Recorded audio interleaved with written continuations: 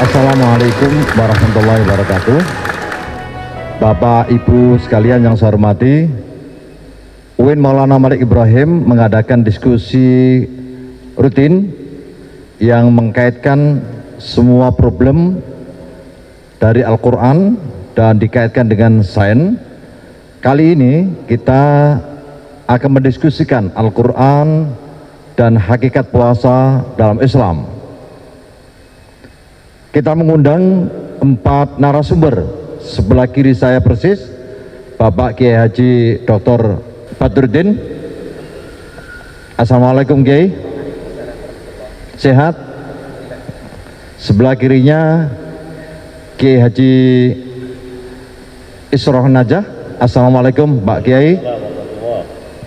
Sebelah kirinya lagi Kiai Haji Ali Naswid. Assalamualaikum Kiai. Sebelah kirinya lagi Kiai Haji Muslimin.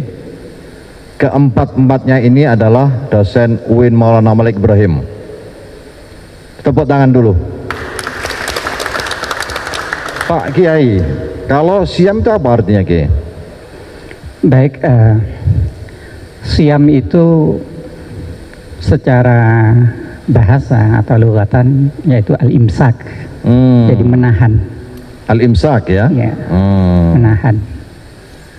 Tapi kemudian ya didefinisikan secara fikih yaitu al-imsak anil muftirat mundu tulu'il fajri ila ghurubis syams. Apa artinya Kiai itu? Jadi menahan diri dari hal-hal yang bisa membatalkan puasa itu, misalnya seperti makan, minum, lalu kemudian berhubungan suami istri sejak terbitnya fajar, jadi di pagi hari itu, sampai tenggelamnya matahari. Puasa ini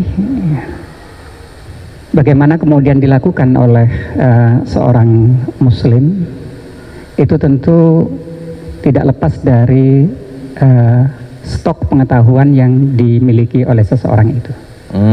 Artinya seseorang melaksanakan puasa itu nanti akan melihat berbagai perspektif yang ia gunakan gitu. Jadi kalau perspektif Quran itu nanti dia akan berpuasa seperti apa. Kalau kemudian menggunakan perspektif sosial dia akan berpuasa seperti apa, lalu kemudian kalau menggunakan perspektif kesehatan dia akan berpuasa seperti apa, gitu. Kalau kemudian menggunakan perspektif psikologi dia nanti akan berpuasa seperti apa, gitu. Dan itu nanti hasilnya tentu akan beda-beda di akhir. Gitu. Pak Kiai, tadi sudah diuraikan oleh Kiai Badruddin, siam itu menahan ya. Itu kalau Al-Qur'annya apa itu Kiai? Bismillahirrahmanirrahim, Pak Rektor dan semua pemirsa di TV yang saya hormati. Di dalam Al-Baqarah 185 itu betapa disebutkan bahwa ya ayyuhalladzina amanu, elegan sekali Allah itu mengajak, memerintahkan hambanya untuk puasa, hanya mereka yang diberi iman. Seperti yang di dalam hadis disebutkan, innallaha yu'tid dunya man yuhib waliman la yuhib. Untuk mendapat akses nikmat dunia itu Allah berikan kepada siapapun, baik yang dicintai maupun tidak. Tapi wala yu'tid iman illa man ahab. Allah tidak akan memberikan iman kepada siapapun hambanya kecuali Allah mencintainya. Jadi kita dikategorikan orang-orang yang dicinta. Maka komitmen kita membalas cinta Allah SWT itu satu diantaranya dengan puasa ini. Pak Kiai, sebetulnya tadi diuraikan oleh Kiai Badruddin, Kiai Isroh Najah tentang puasa. Apa sih hakikat puasa itunya itu? Iya, terima kasih Pak Rektor dan para pemirsa TV yang saya hormati. Saya tertarik sekali dengan penjabaran dari Kiai Badruddin dan Kiai Isroh Najah tadi itu, bahwa beliau telah mengupas apa itu puasa, hakikat dari puasa. Yang ingin saya tekankan adalah, mohon maaf, puasa itu sendiri kalau kita amati orang sekarang ini ada 3 macam, kata Ghazali kan begitu. Jadi yang pertama dikatakan puasanya orang yang awam. kemudian orang yang awam, kemudian puasanya orang yang khusus dan khusus. Dalam bahasa kita itu saumul awam, saumul khusus, khususil khusus. Itu yang pertama puasanya orang biasa. Hakikat orang biasa itu bagaimana ya? Jadi yang tidak makan, tidak minum pada siang hari, tidak kumpul istri, tetapi maaf, perilakunya, kelakuannya tetap seperti sebelum dia berpuasa. Ini hakikat orang puasa awam kalau saya merujuk pada dua kiai terdahulu. Yang kedua, ini puasa khusus. Nah, di samping menahan lapar dan sebagainya itu juga panca indera kita jaga. Maka dari itu Kanjeng Nabi dawuh, kam min shaimin laisa lahu min syami ilal ju' wal atos. Berapa banyak orang yang berpuasa. Itu peringatan dari Nabi ya. Peringatan dari Nabi.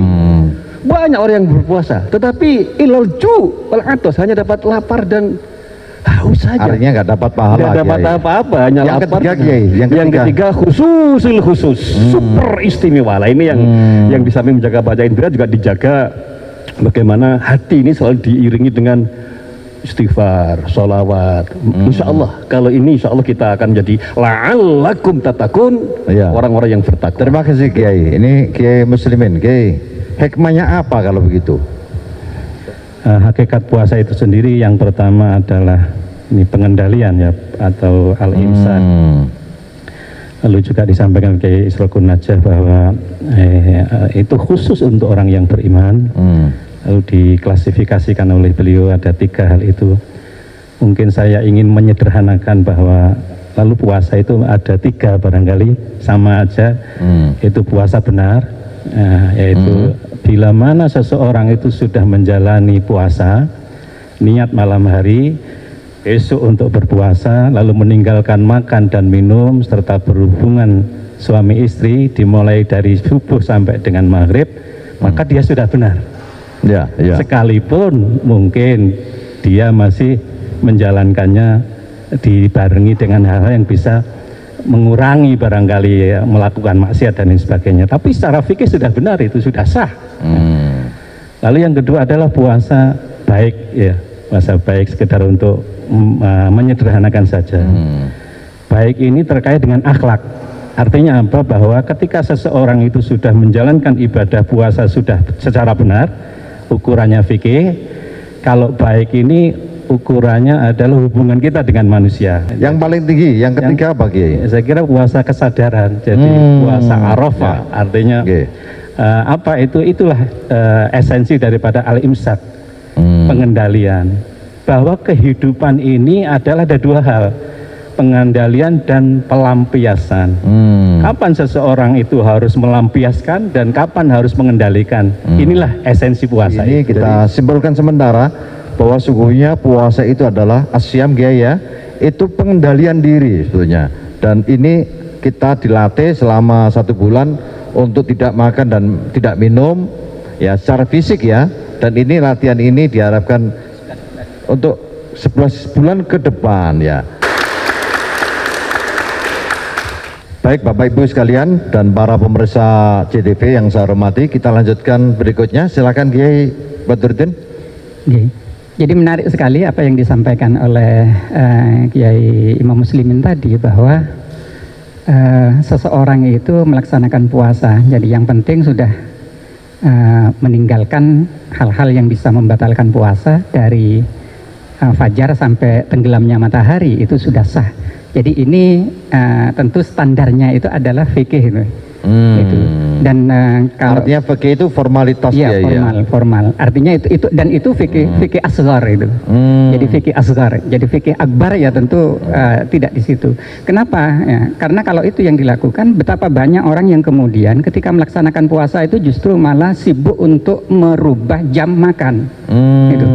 Jadi hanya merubah jam makan saja. Jadi jam makan siang ya dipindah setelah maghrib, itu jam makan malam lalu kemudian dipindah setelah taraweh gitu.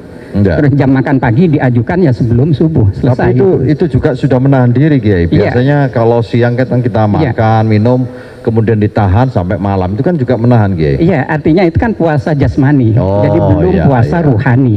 Yang dimaksud oleh Kiai Imam Muslimin kesadaran itu bukan jasmani, tetapi kesadaran itu adalah ruhani gitu ya.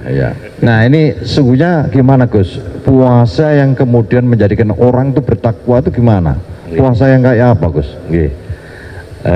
Sedikit sebelum apa yang ditanyakan, jadi Allah itu sungguh elegan ya.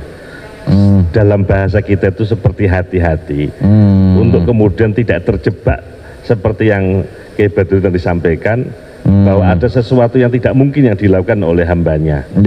Karena itu yang pertama, bahasa Jawanya ngutang kita semua dengan kata hai orang yang beriman.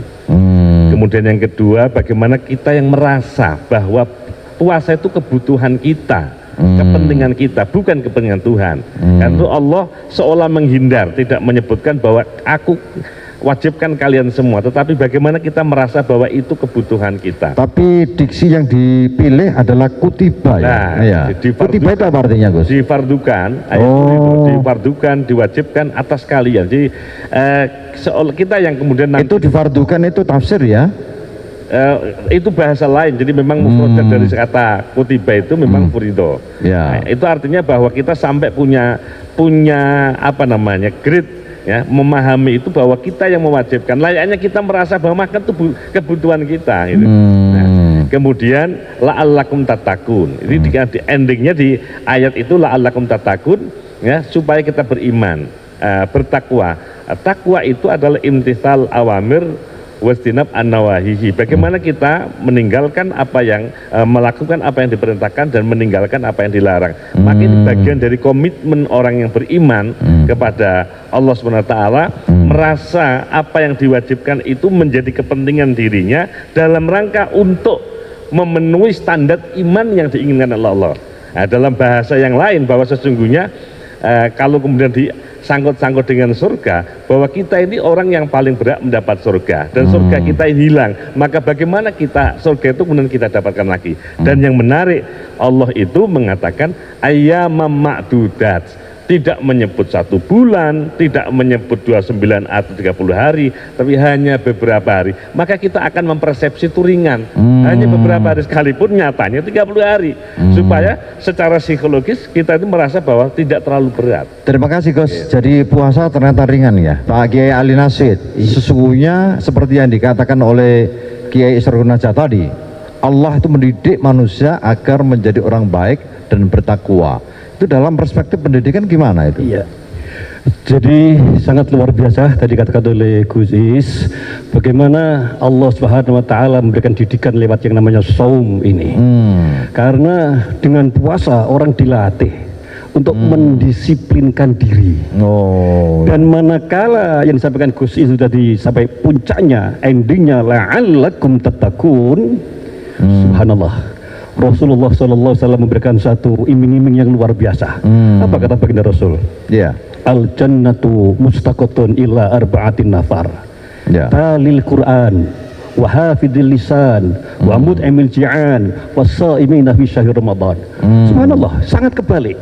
Biasanya kita yang merindukan surga, tapi ini aneh luar biasa. Justru surga yang merindukan umat manusia. Siapa dia? 4 diantaranya adalah orang yang puasa Ramadan dengan sungguh-sungguh sampai mencapai derajatnya la'allakum tattaqun. Terima kasih Pak Kiai Ali. Jadi Kiai Muslimin, seperti yang dikatakan oleh Kiai Ali tadi, justru surga yang akan menunggu kita yang melakukan siam itu. Begitu besar ya pahala dan hikmah dari puasa ini, asyam ini. Kalau begitu esensinya apa? Kok begitu besar ini? Ya, firman Allah di dalam surat Al-Baqarah 183 itu hampir semua elemen puasa itu tertuju pada rohani. Itu ada ya ayyuhalladzina amanu, iman. Itu rohani. Syam, kutiba alaikumussyam. Syam ini al-imsak, pengendalian diri, itu juga rohani. Kama kutiba alal ladzina min qablikum la'allakum tattaqun, takwa ini juga rohani. Jadi esensi daripada puasa itu ya mempuasakan rohani. Lalu kenapa fisik ini harus juga dipuasakan? Itu dalam rangka berlatih agar diri kita yang sebenarnya esensi kita ini adalah rohania, tidak terjebak oleh hal yang sifatnya jusmania. Itulah sebenarnya kita berada di dalam surga. Karena kenikmatan itu bukan bersifat jasmani, tapi kenikmatan itu bersifat rasa atau nikmat. Jadi nikmat itu dirasakan, rasa itu bersifat rohani. Itu masing-masing orang ada, dan itu melalui puasa. Nah, melalui puasa antara lain itu dalam rangka menumbuhkan rasa rohaniah kita yang berupa nikmat itu. Terima kasih Pak Kiai. Jadi sesungguhnya puasa itu atau siam itu adalah tarbiyatul rohani ya, pendidikan untuk rohani kita, dan pengendalian itu sangat penting. Kalau tidak ada pengendalian maka hancurlah dunia ini. Saya teruskan Kiai, kalau begitu hakikat puasa dalam Islam itu apa? Jadi hakikat puasa di dalam Islam itu sesungguhnya yaitu puasa untuk membantu seseorang menemukan jati dirinya, bahwa manusia ini sesungguhnya adalah makhluk ruhani gitu. Jadi sebelum manusia diturunkan oleh Allah ya ke bumi ini, jadi roh itu sudah ada berada di alam arwah, ada di alam roh, lalu kemudian diturunkan ke jasad ini, ditempatkan di jasad. Nah, roh itu tidak butuh makan, tidak butuh minum yang bersifat material gitu. Nah, karena roh itu kemudian ditempatkan di jasad ini, maka gitu ya, roh itu kemudian juga harus mengerti kebutuhan jasad ini, sehingga kemudian Allah memberikan nafsu. Nah, disinilah kemudian roh manusia itu ketarik-tarik oleh nafsu untuk memberikan pemenuhan terhadap jasad. Dikembalikan lagi ya kepada jati diri yang sebenarnya ya. Nah, termasuk Kiai. Ya, Pak Kiai, seperti yang disampaikan oleh Kiai Badrun tadi itu, ini urusan roh. Apa betul Kiai? Begitu. Tadi nyambung dengan apa yang tadi saya sampaikan, bahwa sesungguhnya surga yang kita impikan itu akan dijaminkan kepada siapapun orang yang melakukan puasa. Karena siapapun orang dalam kesuciannya ketika terlahir, kemudian dalam rangka menapaki kehidupannya banyak noda dosa, sementara kita tidak bisa memastikan sekian umur yang kita miliki mana lebih dominan antara dosa yang kita lakukan dengan kebaikan yang kita lakukan. Nah, ini yang tidak bisa kita jaminkan itu. Kita hanya bisa mengamini apa yang disampaikan oleh Abu Nuwas itu, ilahi wahai Tuhanku, lastulil firdausi ahla, ya pastikan aku tidak termasuk orang yang pantas engkau masukkan ke surgamu. Karena ngelihat kita ini masih kotor. Tapi wala aqwa alan jahimi, kami tidak kuat untuk menerima azabmu itu. Maka aku hanya minta satu, faghfirli. Bentuk komitmen kita untuk diberikan ampunan oleh Allah itu puasa. Karena kebetulan ketika orang puasa itu jaminkan semua dosanya hilang. Semua dosa hilang, belum lagi setiap kali kegiatan kita lakukan yang wajib dilipat gandakan sampai 17 kali, yang sunnah menjadi dipahalakan seperti yang wajib, yang mubah dipahalakan seperti yang sunnah, maka kita pastikan bahwa akan lebih dominan. Nah, di samping ini jaza Allah yang disirikan kepada kita dijanjikan untuk mendapat Lailatul Qadar yang sama dengan kita mendapati kehidupan 84 tahun 3 bulan, 83 tahun 4 bulan tanpa noda, tanpa dosa, sementara kita tidak punya usia sepanjang itu. Nabi pernah sabdakan itu, a'mar ummati ma baina sittin wa sab'in, umur umat itu antara 60 sampai 70 tahun. Nah, 70 tahun misalnya tertinggi, kita ambil umur balik 10 tahun, bagi perempuan laki-laki 15 tahun, misalnya 55 tahun atau 60 tahun. Di usia sepanjang itu kita belum bisa pastikan. Terus kalau begitu menurut Gus Is itu puasa ini sebetulnya evaluasi ya? Sangat. Jadi ketika kita sadar diri bahwa betapa banyak hal yang kita lakukan yang tidak sesuai dengan kehendak Allah, maka kemudian kita melakukan muhasabah diri dengan cara mencoba bertafakur. Karena itu kemudian sinergis dengan pemangkasan jam-jam di instansi dan perusahaan atau pemerintah dalam rangka memberi kesempatan kita lebih baik lagi. Terima kasih. Sesungguhnya proses yang paling bagus untuk menuju memperoleh hakikat puasa ini gimana sebetulnya? Iya, jadi bagaimana kita bisa meraih dari makna sebenarnya dari hakikat puasa itu, kita tentu harus mengamalkan atau harus mempedomani Al-Baqarah 183 itu. Jadi intinya la'alakum tattaqun. Tadi Gus Is sudah dawuh bahwa apa yang disampaikan oleh Gus tadi evaluasi. Satu saya ingin merangkan bahwa Kanjeng Nabi dawuh tadi itu al-jannatu ilahir, diantaranya adalah wamud email jian, memberi makan kepada orang yang lapar, ini juga dirindukan oleh surga. Di saat kita berpuasa, ini kan merupakan suatu tarbiyah yang luar biasa. Kalau kita ini, maaf, kita ini alhamdulillah berada, kita masih bisa mengatakan hari ini kita makan apa. Tapi kalau mereka tidak begitu bahasanya, apa hari ini makan. Nah, ini bahasa kita. Jadi terima kasih Kiai. Jadi sungguhnya menurut Kiai Ali, puasa itu mendidik kepekaan sosial yang luar biasa. Terima kasih. Mungkin ada dari perspektif sufisme barangkali. Ya begini, jadi inti daripada puasa itu sebenarnya harus ada penyadaran diri kita ini sebagai hamba itu loh, bukan siapa-siapa. Itu ada hadis begini yang sangat terkenal ini, innama tunsaruna wa turzaquna bidu'afaikum. Bahwa ada penyadaran diri kamu itu adalah lemah. Ini penting. Jadi ya Allah itu seolah-olah memberikan beban kepada kita berupa puasa ini guyonan aja. Aslinya kita nggak mampu menjalaninya itu. Nah, buktinya kita walaupun ya secara fikih itu tadi masih begini, lalu secara baik yang saya katakan tadi hanya berurusan dengan manusia sekitar, tapi penyadaran diri yang sesungguhnya selama sepanjang zaman itu sulit diraih. Itu disadari saja. Bukan berarti ketika kita tidak mampu melaksanakan ibadah puasa secara ruhani totalitas tadi kemudian tidak berpuasa, tidak.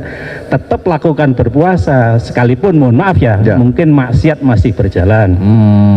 Tapi tetap ada upaya untuk tidak gitu. Tapi masih saja berjalan. Atau mungkin bahasa yang pas, berusaha untuk meninggalkan maksiat gitu ya. Ya, tapi disadari saja bahwa kita sebagai hamba memang lemah. Wa khuliqal insanu dha'ifa, wa khuliqal insanu min ajalin dan lain sebagainya kan itu. Jadi sadar saja. Karena justru dengan penyadaran diri bahwa kita ini lemah, kita itu mendapatkan pertolongan. Jangan sampai kita dengan puasa itu lalu berbangga diri.